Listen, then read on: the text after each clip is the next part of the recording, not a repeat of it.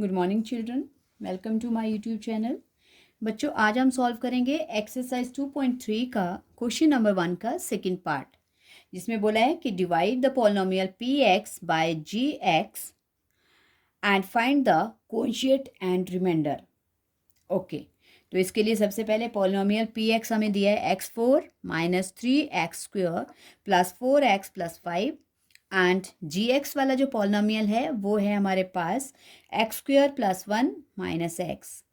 Okay बच्चों, तो हम डिवाइड करना शुरू करते हैं।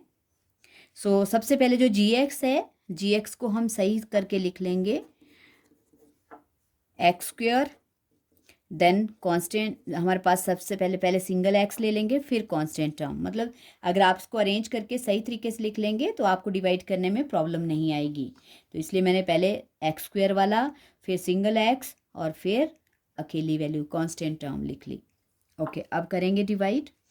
पॉलिनोमियल है बच्चों हमारे पास x⁴ minus 3x² plus 4x plus 5।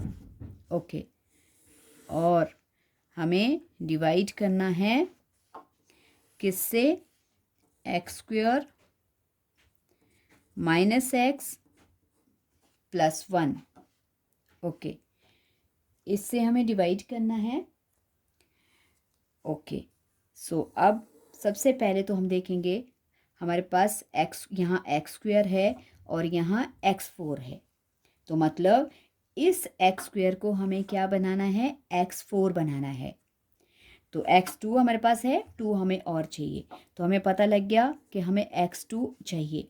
Okay, तो जो x2 चाहिए उससे अब इस पूरी टर्म को हम क्या करेंगे? जो gx वाली वैल्यू है इसको मल्टीप्लाई कर लेंगे, जिससे डिवाइड कर रहे होते आप। ओके, इसको मल्टीप्लाई करने का मतलब ये होता है बच्चों कि फिर आपके पास ना तो कोई डिजिट गलत आ सकता है ना साइन गलत आ सकता है, आराम से आपका सही आंसर आएगा। x² से x² को मल्टीप्लाई करेंगे तो ये हो जाएगी पार x4, क्योंकि मल्टीप्लाई करते हुए बच्चों पार जो है वो ऐड होती हैं। और फिर प्लस माइनस माइनस x² से x को मल्टीप्लाई करेंगे, x³ बन जाएगा और प्लस x² 1 ज़ा x²। ओके, अब हम लाइक टर्म्स को लिखेंगे उससे पहले, लेकिन जिससे आपने डिवाइड किया है उसको लिखेंगे, जिससे डिवाइड कर रहे हैं आप, जो आपको नीडेड है। ओके, तो x पहली है x4 को x4 के नीचे लिख लो। ओके, अब आगे आ गया बच्चों 3।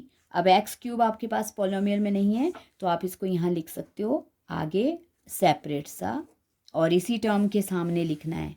ओके, और फिर x², स्क्वायर को स्क्वायर के नीचे लिख लो, साइन चेंज करो, डाउन टर्म का ये प्लस है माइनस हो जाएगा, ये प्लस है ये भी माइनस हो गया, और यहाँ माइनस का था तो ये भी हो गया प्लस। ओके, ये फिनिश हो गया बच्चों। अब देखो यहाँ था x⁴ और उससे छोटी वाली पार है अब 3, तो पहले इसको लिखेंगे। ये प्लस का है, ये लिख लिया हमने x⁴। उसके बाद है x² वाली टर्म्स। अब इधर पहले ये प्लस की थी, जब हमने साइन लगाया माइनस हो गई, तो -3 और -1 कितना हो जाएगा? -3 और -1 बन जाएगा -4, और वेरिएबल हो जाएगा कॉमन x²। ओके, और नेक्स्ट टर्म डाउन करेंगे प्लस 4x। ओके, अब अगले स्टेप में फिर चेक करेंगे, आपके पास x2 है और यहाँ x3 है, मतलब x2 को x3 बनाना है। तो 2 को 3 बनाने के लिए मतलब हमें एक और चाहिए, एक x चाहिए, तो उस एक x से फिर मल्टीप्लाई करके चेक करेंगे। ओके, x से x² को मल्टीप्लाई किया बच्चों तो क्या बन जाएगा? x2 और 1 3, और प्लस माइनस माइनस x 1 यहाँ है 1 यहाँ है, प्लस होके पार होगी 2, और प्लस x 1 ज़ा x। ओके, हमने लिखा यहाँ x, और जो जो वैल्यूज़ आई लाइक टर्म के नीचे, क्यूब वाली वैल्यू क्यूब के नीचे, स्क्वायर की वैल्यू स्क्वायर के नीचे, और सिंगल x सिंगल के नीचे। फिर डाउन टर्म का साइन चेंज करना है, ये प्लस का है माइनस है, ये माइनस है तो ये प्लस, और ये प्लस है तो माइनस। जो कैंसिल हो रहा है उसको कैंसिल करो, ये कैंसिल हो जाएगा क्योंकि इसमें ऑपोजिट साइन हो गया है और टर्म्स इक्वल हैं, तो इसलिए ये कट जाएंगी, कैंसिल हो जाएंगी। ओके, अब यहाँ पर ये प्लस एक्स स्क्वायर है और ऊपर माइनस का 4 है। ओके, तो -4 बड़ा है, प्लस का 1 छोटा है, तो बच्चों हमारे पास बच जाएगा -3, वेरिएबल हो जाएगा कॉमन।